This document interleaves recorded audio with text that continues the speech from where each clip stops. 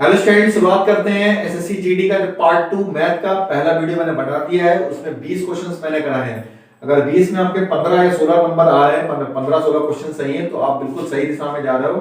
आपका सिलेक्शन बहुत जल्दी होने वाला है। चलते हैं नेक्स्ट पार्ट पे, और इसमें भी 20 क्वेश्चन कराने वाले हैं। 20 में अगर आपके 16-17 नंबर अगर आ रहे हैं, तो आप मान के चलिए आप सिलेक्शन के बहुत ज्यादा करीब हैं, और लगभग लगभग सिलेक्शन आपका हो ही होने वाला है। तो चलिए पहला क्वेश्चन स्टार्ट करते हैं कि एक अर्धगोला का वक्र पृष्ठीय क्षेत्रफल 2772 है। तो अर्धगोला बना लेते हैं। ये अर्धगोला, आप ऐसे बोल सकते हो ये कटा हुआ नींबू है। नींबू नहीं, ऐसे बीच से काट दो, वही है कटा हुआ नींबू। तो ये जो त्रिज्या है इसकी, ये त्रिज्या है, और ये त्रिज्या, ये दोनों त्रिज्याएं आपस में कैसी होंगी? बराबर। मतलब कि ये अर्धगोले की ऊंचाई हो गई और ये त्रिज्या हो गई, लेकिन त्रिज्या ही अर्धगोले की ऊंचाई के बराबर होता है। जब आप देखो नींबू अगर बिल्कुल गोल है, अगर बीच में से काट दो तो जितना इधर से फैलेगा उतना ही ऊंचाई होगा। तो अर्धगोले का आयतन क्या होता है? अर्धगोले का आयतन जो होता है वो होता है 4/3 पाई आर क्यूब इंटू 1/2। अब हमने 1/2 लिखा। देखो पूरे गोले का आयतन क्या होता है? 4/3 पाई आर क्यूब।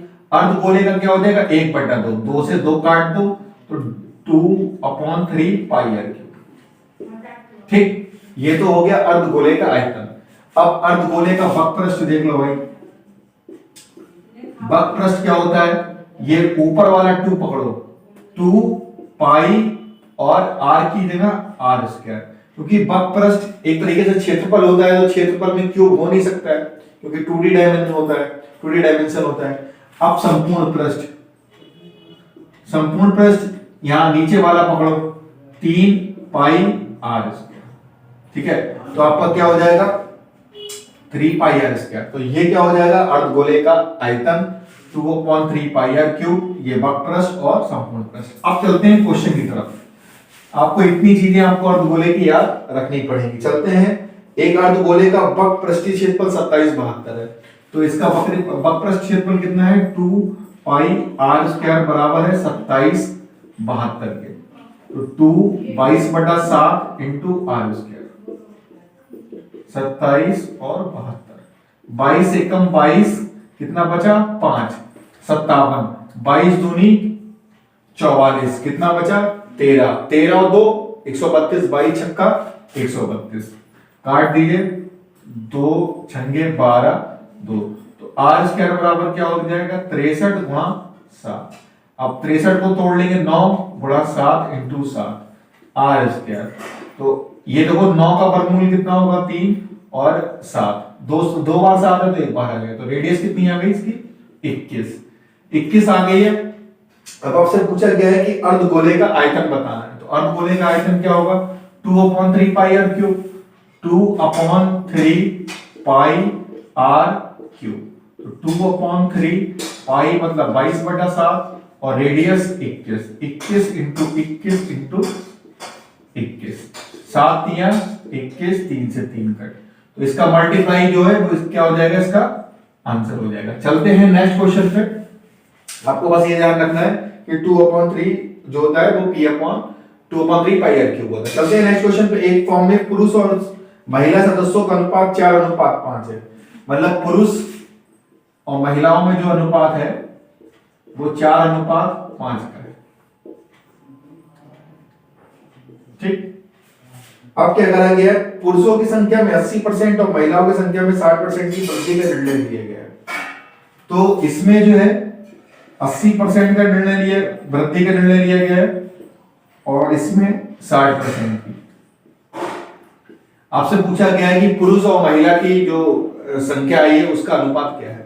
तो हम लोग क्या कर सकते हैं? ये थोड़ी कैलकुलेशन कठिन हो जाएगी, क्योंकि यहाँ पे 4 है, 5 है, 4 का 8, 80% निकालना थोड़ा सा और लगेगा, निकाल सकते हो आप, लेकिन हम लोग अनुपात में अपने अनुसार 0 बढ़ा सकते हैं। तो हमने लिख लिया यहाँ पे 40 और यहाँ पे 50, इधर 0 बढ़ाया तो इधर भी बढ़ा। अब थोड़ा सा आसान हो जाएगा। तो कितना है? आपको 80% की वृद्धि हो गई, तो 40 का 80% निकालोगे तो 32 निकलेगा। 40 का 80% कितना निकलेगा? 32। 32 की वृद्धि हो गई तो 40 ये और 32 ये, तो टोटल अब संख्या कितनी हो गई? 72।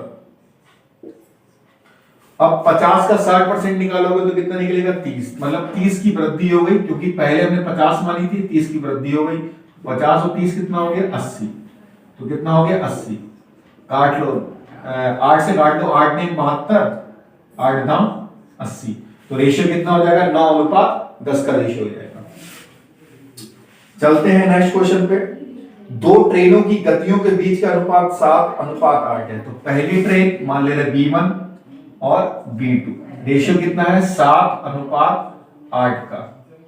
दे रखा है कि यदि दूसरी ट्रेन 4 घंटे में 400 किलोमीटर जाती है, 4 घंटे में कितनी जा रही है 400 किलोमीटर, तो B1 भाई समय बराबर दूरी बटे 4, 4 से 4 काट दो, तो B1 कितना हो गया 100।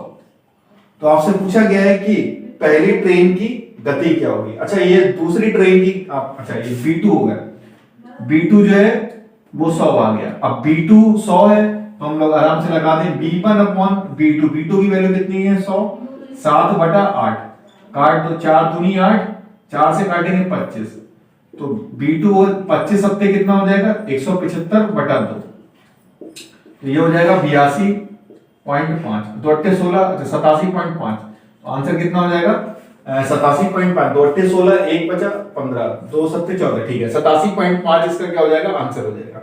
चलते हैं नेक्स्ट क्वेश्चन पे। आपको दे रखा है कि 60 लीटर मिश्रण में दूध और पानी का अनुपात 3:7 है। तो बना लीजिए ऐसे करके, यहां पे लिख देते हैं दूध और यहां पे लिख देते हैं पानी। टोटल मिश्रण कितना है 60 लीटर का, इसमें दूध का हिस्सा कितना है 3:7, तो दूध देखते हैं टोटल 60 है, 3 हिस्सा दूध है और पानी कितना है 7 हिस्से, तो नीचे लिखा जाएगा 3 और 7 का जोड़ कितना हो जाएगा 10। ऐसे ही 60 7/10, 0 से 0 कट गया तो कितना आ गया 6 तियां 18, तो 18 लीटर ये हो गया, और 0 से 0 कट गया 7 छंगे 42 लीटर क्या हो गया पानी हो गया। आगे क्या दे रखा है दूध और पानी का अनुपात 2:5 बनाने के लिए मिश्रण में कितना पानी और मिलाना चाहिए। कितना पानी, दूध को नहीं टच करना चाहिए, केवल पानी कितना और मिलाना चाहिए। हमें पानी से मतलब है पानी कितना इंक्रीज करना है, तो लिखा है दूध बटे पानी। दूध 18 है, पानी 42 है, 42 में x जोड़ देना है, कितना पानी और डाला जाए जिससे जो रेशियो है कितना हो जाए 2:5 हो जाए, तो 2:5 हो जाए। 2 ने 18, 9 पंजे 45, और ये 42 प्लस x इधर चला जाएगा, तो 42 प्लस x, तो 45 में से 42 गए कितना बचेगा 3, तो x बराबर कितना आ जाएगा आंसर 3।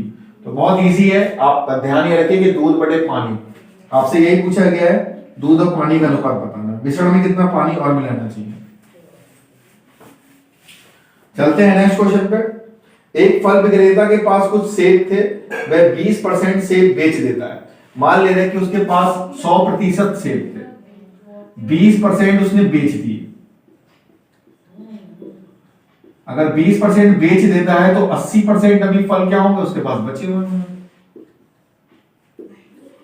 ठीक है, और अभी उसके पास 256 सेब बचे हुए हैं, तो 80% की वैल्यू किसके बराबर हुई 256 के, तो 8 तियां 24, 1 बचा 8 दूनी 16, तो 10% की वैल्यू किसके बराबर हुई 32 के। हमें निकालना क्या है भाई, उसके पास क्या निकालना है, शुरुआत में कितने उसके पास फल थे, तो यहां 1 0 बढ़ाया 1 0 यहां, तो कितना आ गया 320, तो शुरुआत में कितने फल थे उसके पास 320 फल थे, हटाते हैं।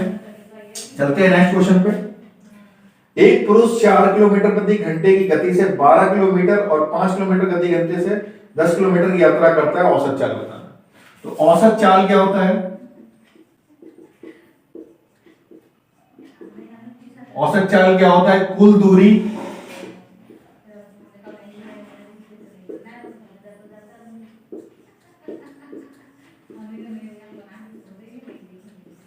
कुल समय, तो कुल दूरी कितनी है देखो 4 किलोमीटर, अच्छा कुल दूरी जो है वो 12 किलोमीटर है और 10 किलोमीटर, तो 12 किलोमीटर है और फिर 10 किलोमीटर है, और कुल समय कितना है, देखो समय कैसे निकालेंगे, वो 12 किलोमीटर गया, देखो 12 किलोमीटर गया यहां से यहां तक, और कितने घंटे लगे उसे, सॉरी कितनी स्पीड थी उसकी, 4 किलोमीटर प्रति घंटा। देखो डिस्टेंस कितनी है 12 किलोमीटर, और 12 किलोमीटर यहां से यहां तक गया, और उसकी चाल कितनी है 4। तो क्या करेंगे, किलोमीटर से किलोमीटर काट देंगे, 4 तिया 12, तो उसको पहली बार में उससे कितना टाइम खर्च हुआ 3 घंटे, तो लिख दिया 3, क्योंकि कुल समय निकालना है ना आपको। ठीक है, फिर आगे दे रखा है कि 10 किलोमीटर की यात्रा उसने 5 की स्पीड से तय करी, तो यहां लिख लो 10, और स्पीड कितनी रही उसकी 5 किलोमीटर प्रति घंटा। किलोमीटर से किलोमीटर कट गया, 5 दूनी 10, बचा क्या आपका घंटा। तो क्या लिख देंगे 12 और 10 22, 22 को किससे भाग करेंगे 5 से, 22 को 5 से भाग करेंगे तो आ जाएगा 4 सही 2/5। क्या हो जाएगा, ये हमारा आंसर हो जाएगा। उसकी औसत चाल क्या हो जाएगी, औसत गति क्या हो जाएगी, 4 सही 2/5 उसकी गति हो जाएगी। दे रखा है आपको 284। देखो बोर्ड मास को बिल्कुल चार्ट लीजिए, बोर्ड मास आपका जरूर पूछा जाएगा, बिल्कुल चार्ट के रहिएगा, ये क्वेश्चन पक्का मिलने वाला। चार्टने का मतलब ये कि पहले बी आएगा डी आएगा, फिर इस टाइप से अच्छे से कर लेना, ठीक है। ब्रैकेट्स ऑफ डी, डिवाइड, फिर छोटू bracket 4/5 into 15 + 35 bracket close, minus 11 सही 3/5, ठीक है। तो सबसे पहले क्या करेंगे, ब्रैकेट सॉल्व करेंगे। तो ब्रैकेट में सबसे पहले क्या होता है, छोटू ब्रैकेट सॉल्व होता है। तो 35 और 15 इसको सॉल्व करेंगे, 35 और 15 कितना होता है 50, तो लिख देंगे 50, ठीक है। 50 लिख देंगे, ऊपर नीचे कट रहा है तो काट देंगे, धाम, ठीक है। ये कितना आ जाएगा 40, और 11 पंजे 55, 55 और 3 कितने होते हैं 58, 58/5। अब इसकी 5 से गुणा करेंगे और इसमें से घटा देंगे, 40 पंजे 200, 200 में से 58 घटा दीजिए। अच्छा 200 में से तो पहले तो 50 घटा दो, 150 बचेगा, 150 में से 8 घटा दो, कितना बचेगा 142। तो 284/5 और 142/5। अब देखो भाग वाला निशान होता है जब इसको मल्टीप्लाई में बदला जाता है, जब इसको मल्टीप्लाई में बदला जाता है तो संख्या पलट जाती है, 5/142 हो जाती है। 5 से 5 कट गया, 142 दूनी 284, तो आंसर कितना आ गया 2। तो बहुत इजी क्वेश्चन था ये, और लेकिन आपको बस क्रम याद रखना पड़ेगा, पहले छोटू ब्रैकेट फिर बड़ा ब्रैकेट। और अपने आंसर जरूर कमेंट कीजिएगा कितने आपके आंसर आए हैं, ठीक है। दो व्यक्ति ए और बी, पी और क्यू एक दूसरे की ओर यात्रा कर रहे हैं। दो व्यक्ति ए और बी, पी और क्यू से, मतलब एक पी पॉइंट है और एक क्यू पॉइंट है, ये इसकी कुछ डिस्टेंस रही होगी, यहां से एक ए है और एक बी है, ठीक है। एक दूसरे की ओर यात्रा कर रहे हैं, मतलब ये इधर आ रहे हैं और ये इधर आ रहे हैं। देखिए जब विपरीत चालें होती हैं तो चालें जुड़ जाती हैं। जो 396 किलोमीटर एक दूसरे से 11 घंटे बाद मिलते हैं। अच्छा ये दो जो डिस्टेंस है वो कितनी है आपकी 396 किलोमीटर।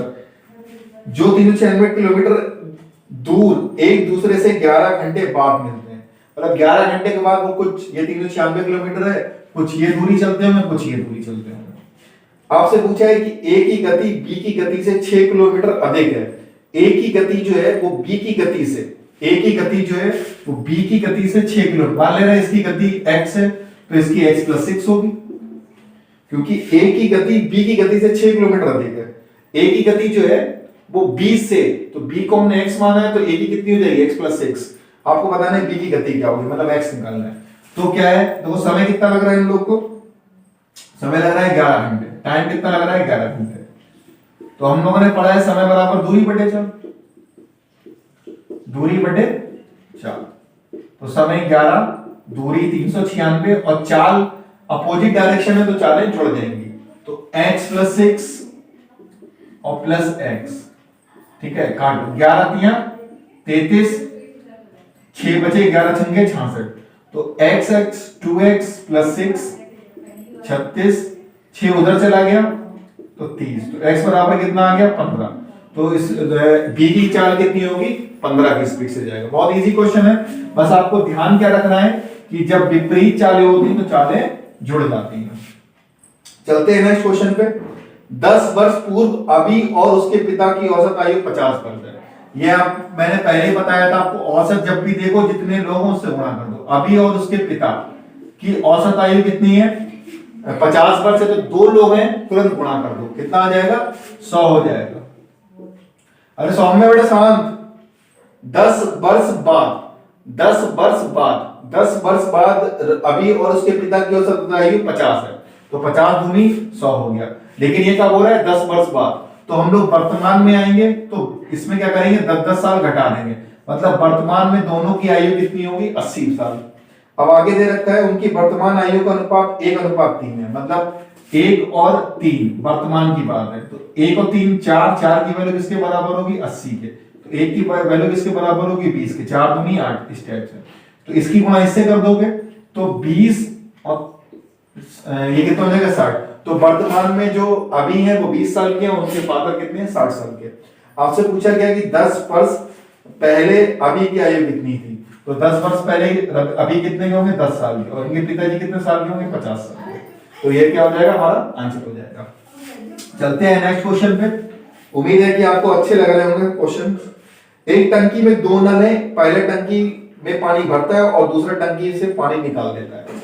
तो मान ले रहे कि एक ए पाइप है जो पानी भरने वाला है और एक बी पाइप है जो पानी निकालने वाला है। निकालने वाले को माइनस से शो करेंगे और भरने वाले को प्लस से। दूसरा टंकी पानी निकालता है, टंकी 4 घंटे में भर जाती है जब केवल नल खुला होता है, जब पहला नल खुला होता है। अच्छा, मतलब ए की जो क्षमता है वो कितनी है? 4 घंटे में, ठीक है।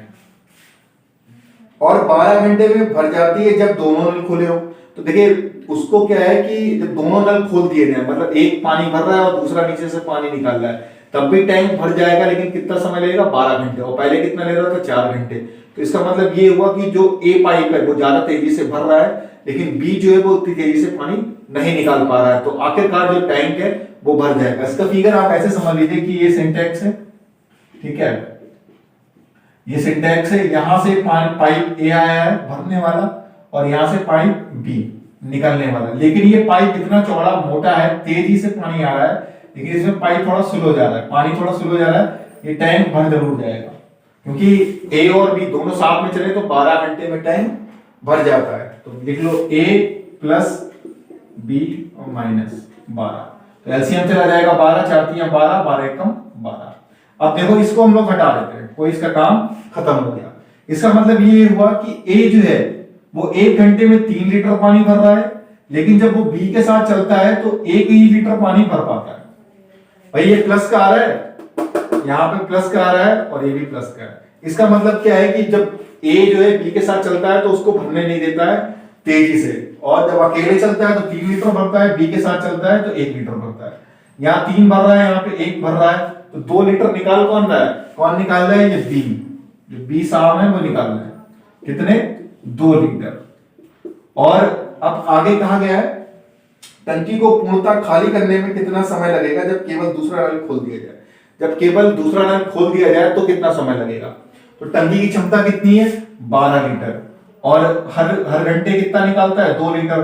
तो 12 को 2 से भाग कर दो तो 6।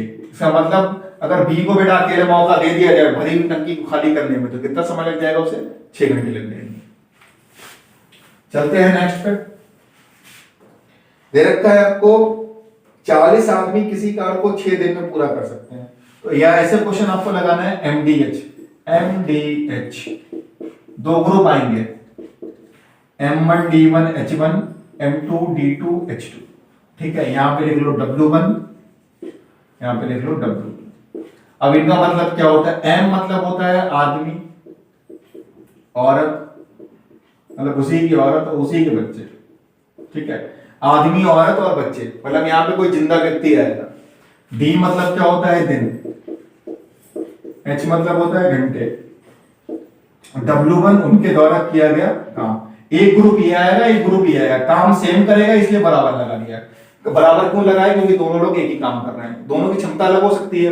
हो सकता है ये वाला ग्रुप ज्यादा तेज काम करता है लेकिन काम एक ही होगा। मान लेते दोनों को कह दिया गया कि 100 ईंटें पहुंचाओ, तो हो सकता है एक जल्दी पहुंचा दे, एक बाद में पहुंचा दे, ठीक है। दे रखा है 40 आदमी किसी काम को 6 दिन में कर सकते हैं। तो 40 आदमी किसी काम को 6 दिन में कर सकते हैं, उसी काम को 36 आदमी कितने दिन में करेंगे, उसी काम को 36 आदमी कितने दिन में करेंगे तो पता नहीं। और आपको एच नहीं दे रखा है तो जबरदस्ती नहीं लिखना है कि 24 घंटे लिख दिया, 24 घंटे ना, एच नहीं लिखना है आपको। 6 चंगा 36 और 40/2 तिया 6, 2 से काटा 2, 20। तो D2 बराबर कितना हो जाएगा 20/3। आप इसको लिख सकते हो 6 सही 2/3 दिन में, मतलब लगभग 6 दिन में ये कंप्लीट कर लेंगे। तो आंसर कितना हो जाएगा आपका 6 दिन। MDH मसाले अच्छे से याद रखिएगा, आपको आराम से आप क्वेश्चन कर पाएंगे। दे रखा है कि A अनुपात B 5:4 है, A अनुपात B आपको दे रखा है 5:4, ठीक है। और आपको दे रखा है B अनुपात C 3:5। तो मैं ऐसा क्वेश्चन कैसे लगाता हूं, B के नीचे B लिख देता हूं और आगे C बराबर B के नीचे B लिखना है, कितना दे रखा है आपको 3:5। बस अब इसकी गुणा इससे करा दीजिए, 5 तिया 15, चलो ऐसे लिख दे रहे हैं। फिर इसकी गुणा इससे करा दीजिए 3 × 4, फिर इसकी गुणा इससे करा दीजिए 5 × 4, तो कितना हो जाएगा 3 × 5 = 15, 4 तिया 12 और 5 × 20। तो रेशियो कितना हो जाएगा A अनुपात B अनुपात C। अब 15 12 20 ये किसी एक पारे से कटते नहीं है, तो बस यही छोड़ दो, आंसर हो जाएगा इसका। चलते हैं नेक्स्ट क्वेश्चन पे। दे रखा है कि एक दुकानदार अपने माल पर क्रय मूल्य से 25% अधिक अंकित करता है। मान लो एक दुकानदार है, वो कोई सामान खरीद के लाया 100 रुपए का, 100 रुपए खरीद के लाया, उसने क्या करा कि उसे 25% अधिक पे अंकित कर दिया। अंकित का मतलब होता है कि उसने MRP मतलब जो चिट लगा दी है, जो कहते नहीं कि मैक्सिमम रिटेल प्राइस जो लिखा होता है, चिट लगी होती है, हम लोग जो देखते हैं फिर उस पर डिस्काउंट देते हैं वो। तो उसने क्या करा, वो 100 रुपए खरीद के लाया दुकानदार, और उसने 25% अधिक अंकित कर दिया, तो कितने कर दिया होगा 125 रुपए का। ये क्या है अंकित मूल्य, ठीक है। फिर क्या करा उसने, फिर वह इस पर 40% की छूट देता है, और 125 रुपए का प्रिंट है, और कहा भाई ये 40% डिस्काउंट भी है, तो इसका 40% डिस्काउंट निकाल दो, 40/100, 25 पंजे 125, 25 चौका 100, 4 एकम 4 10, 50 रुपए का तो वो डिस्काउंट देता है, तो इसका मतलब वो 75 रुपए की आपको चीज देता होगा। 125 रुपए का प्रिंट करा, उसमें 50 रुपए उसने छोड़ दिए, तो कितने रुपए का बेचेगा 75 रुपए का। तो आपसे पूछा गया कि प्रतिशत हानि कितनी हुई, तो हानि कितने की हुई उसे 100 रुपए का तो खरीद के ला रहा था और 75 रुपए का बेच रहा, तो 25 रुपए की हानि हुई, और ये हानि किस पे हुई 100 रुपए पे गुणा 100, तो 100 से 100 काट दिया, तो माइनस इसलिए लगा दिया जिससे ये इंडिकेट हो कि इसमें हानि हो रही है।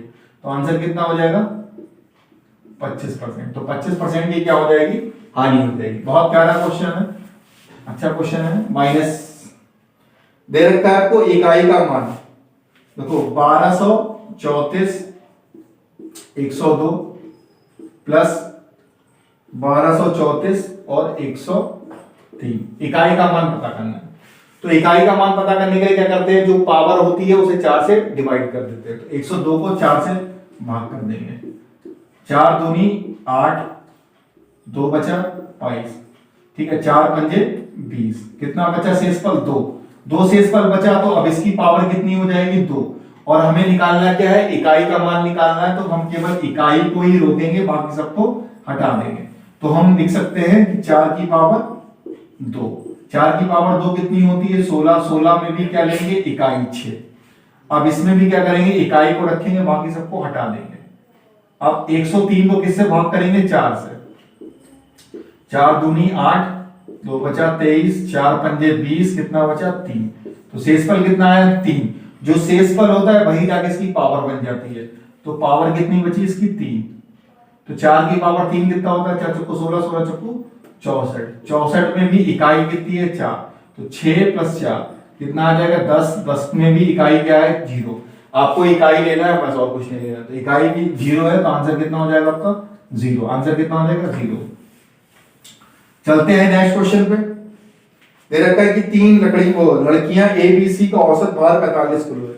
तो 3 लड़कियां हैं, उनका औसत भार कितना है 45। हमने कहा था कि आपको जब भी आप भार देखो औसत देखो तुरंत गुणा कर दो जितने कैंडिडेट हैं। कितने कैंडिडेट हैं 3 है, तो 45 की 3 से गुणा करोगे तो कितना आ जाएगा 135। ए और बी का औसत भार कितना है 43 किलो। तो ए और बी का कितना है 43। तो 43 दूनी कितना होता है 86। घटाने पर क्या हो जाएगा, बी से बी कट हो जाएगा, ए से ए कट हो जाएगा, सी। तो कितना आ जाएगा 14 इधर बचेगा और 35 और 14 कितना हो जाएगा 49। ठीक है, अब दे रखा है सी और ए का औसत भार 40 किलो है, तो ए का भार कितना होगा। सी और ए इनका औसत भार कितना है 40। 40 दूनी कितना हो गया 80। सी की वैल्यू 49 डाला 80। अब ए बराबर क्या हो जाएगा 80 माइनस 49। अब आप इसे घटा दोगे तो कितना बचेगा 31। तो ए की वैल्यू कितनी हो जाएगी 31 किलो हो जाएगी। आंसर कितना हो जाएगा आपका 31 किलो हो जाएगा। चलते हैं नेक्स्ट पे। दे रखा है कि एक वस्तु का अंकित मूल्य पर 20% की छूट दी जाती है और फिर वस्तु को 1380 रुपए में बेच दिया जाता है। वस्तु का अंकित मूल्य बताइए। मतलब आपने कोई वस्तु है उसको प्रिंट किया, ठीक है, मतलब उसका कुछ प्राइस लिखा आपने और उस पर कितना डिस्काउंट दिया 20% का, और 20% डिस्काउंट देने के बाद कितने रुपए का बेच दिया आपने 1380 रुपए का बेच दिया। तो 1380 रुपए आपको क्या हो गया विक्रय मूल्य हो गया। अंकित मूल्य तो आपने 1380 मतलब 1380 से ज्यादा ही किया होगा। तो मान लेते हैं ऐसे क्वेश्चन में कि अंकित मूल्य आपने 100 रुपए प्रिंट किया होगा। अंकित मूल्य जो मान लेते हैं 100% प्रिंट किया होगा आपने, ठीक है, 20% का आपने डिस्काउंट दे दिया तो आपको कितने रुपए मिले 80% आपको रुपए मिले गए। और वो किसके बराबर है 1380। ठीक, 0 से 0 कैंसिल हो गया, 8 एकम 8 कितना बचा कितना बचा 5 5 मतलब बचा, और ये कितना हो गया 58 58 हो गया। तो 8 सत्ते 56 हो गया, ठीक है, 8 सत्ते कितना हो जाएगा 56 हो जाएगा। तो लगभग जो है वो आप मान के चलो कि 17 के आसपास ये जाएगा। तो आपसे पूछा गया अंकित मूल्य, तो ऑप्शन जो भी आपको दिखाई दे 1700 के आसपास होगा वही इसका आंसर हो जाएगा। पूरी डिवाइड अच्छे से कर लेना 138 को 8 से आराम से। मेरा मकसद ये था कि आपको कॉन्सेप्ट बस क्लियर हो जाए। चलते हैं नेक्स्ट क्वेश्चन पे। दो संख्याओं का मासा लासा 7 और 420 है, ठीक है। यदि एक संख्या इसमें 70 है तो उसके व्युत्क्रम का योग ज्ञात करो। तब उनके व्युत्क्रमों का योग ज्ञात कीजिए। उनके व्युत्क्रम का मतलब ये होगा कि संख्या के व्युत्क्रमों का योग, ठीक है। पहले तो संख्या निकालेंगे, पहली संख्या गुणा दूसरी संख्या बराबर लासा गुणा मास, ठीक है। तो पहली संख्या कितनी है आपकी 70, दूसरी पता नहीं, लासा कितना है 7, लासा कितना है 420, मासा कितना है 7। 0 से 0 काट दिया, 7 से 7 काट दिया, तो दूसरी संख्या कितनी आ गई 42। आपसे पूछा गया कि उनके व्युत्क्रमों का योग ज्ञात करना है। व्युत्क्रम मतलब यह 1/70 और 1/42, इनके व्युत्क्रमों का योग ज्ञात करना है। तो लिखो 1/a 1/b ab और a प्लस b, ये हो जाएगा। भाई पहली संख्या को हमने a मान लिया, इसको b मान लिया, तो उनके व्युत्क्रम कौन से हैं ये। व्युत्क्रम मतलब होता है उल्टा। भाई 70 का उल्टा क्या होगा 1/70, ठीक है। तो अब इसको हटा दे रहे हैं। a की वैल्यू आई है 70 और b की वैल्यू आई है 42, और इन दोनों की गुणा 70 गुणा 42, ये आपको क्या हो जाएगा आंसर हो जाएगा। सॉल्व फिलहाल ऑप्शन ऐसे ही था, सॉल्यूशन आपको करना है तो इनको जोड़ दीजिएगा और इसकी गुणा कर दीजिएगा। तो चलते हैं नेक्स्ट क्वेश्चन पे। दे रखा है यदि एक संख्या का 65% 325 है तो संख्या का 25% कितना होगा। 65% जो है वो किसके बराबर है 325 के बराबर है। बहुत टुल्ला क्वेश्चन है। कभी आप मान के चलो कि 20 में 2-3 क्वेश्चन आपको ऐसे भी मिलेंगे जो बहुत कम टाइम में आपके हो जाएंगे। तो 65 से ये सीधा सीधा कटता हुआ दिख रहा है, मुझे कैसे पता चल गया। तो 5 यहाँ पे 5 यहाँ पे 25 होगा। तो 1% की वैल्यू जो है किसके बराबर है 5 के, तो 100% की वैल्यू किसके बराबर होगी 500 के। आपसे पूछा गया है 25% निकालना है। 25% का मतलब होता है 1/4, तो 1/4 अगर निकालोगे तो कितना निकलेगा 125। तो बहुत टुल्ला क्वेश्चन था ये, एक टुल्ला क्वेश्चन आएंगे ही आएंगे आपके में, ठीक है। तो चलते हैं लास्ट क्वेश्चन पे। दे रखा है कि 318 मीटर लंबी एक ट्रेन है और 882 मीटर लंबे एक पुल को 90 सेकंड में पार कर रही है। एक 318 मीटर लंबी ट्रेन है और एक ट्रेन है और 882 मीटर लंबे पुल को पार कर रही है। तो जब भी आप देखो कि आपको पुल दे रखा हो या फिर कोई और साथ में कोई चीज दे रखी हो, तो ट्रेन की लंबाई प्लस पुल की लंबाई दोनों जुड़ जाती है। तो दोनों को जोड़ लीजिए। 8 और 2 10, अस्सी लगा 1, 8 1 9 10, अस्सी लगा 1, 8 और 3 11, 11 और 1 12। तो टोटल दूरी कितनी आ गई? 1200 मीटर। ठीक है, और 1200 मीटर आ गई, 90 सेकंड में ये पार कर रही है, तो बराबर में लिख लीजिए 90। और यहां पर क्या हो जाएगा? ट्रेन की चाल, 0 से 0 कट जाएगा, 3 चौका 12, 3 तिया 9। तो चाल कितनी आ गई है? 40/3। 40/3। आपसे पूछा गया है कि 128 किलोमीटर की दूरी समान गति से तय करने में उसे कितना समय लगेगा। 128 किलोमीटर की दूरी समान गति से तय करने में कितना समय लगेगा? तो ये तो है मीटर पर सेकंड में, इसको चेंज करेंगे हम लोग किलोमीटर प्रति घंटा में, तो 18/5 करेंगे। तो 3 छंगे 18, 5 अट्ठे 40। तो इसकी चाल जो आ जाएगी ट्रेन की वो कितनी आ जाएगी? 48 किलोमीटर प्रति घंटा। मतलब 1 घंटे में कितनी जाएगी? तो 48 किलोमीटर जाएगी। अब आपको दूरी कितनी निकालनी है? 128। कितना समय लगेगा? अब दूरी कितनी निकालनी है? 128। दूरी 128 निकालनी है और स्पीड कितनी है? 48। तो 4 से काट देंगे, 4 तिया 12, 4 दूनी 8, 4 एकम 8, 4 दूनी 8, और काट देंगे 2 से 16 और 6 और 2 से काट देंगे 8 और 3। तो आंसर कितना आ जाएगा? 8/3, या देख सकते हैं 2 सही 2/3 घंटे लगेंगे ट्रेन को पार करने। तो ये 20 क्वेश्चन थे और उम्मीद है कि आपके अच्छे मार्क्स आए होंगे। 15-16 आपका कितना स्कोर आया जरूर कमेंट कीजिएगा। और पार्ट 3 देखने के लिए जरूर इस चैनल को सब्सक्राइब कर लीजिए। और पार्ट 1 मैंने ऑलरेडी बना दिया है, लिंक मैं डिस्क्रिप्शन में दे दूंगा। मिलते हैं नेक्स्ट वीडियो में, जब तक अपनी प्रैक्टिस को बरकरार रखिए।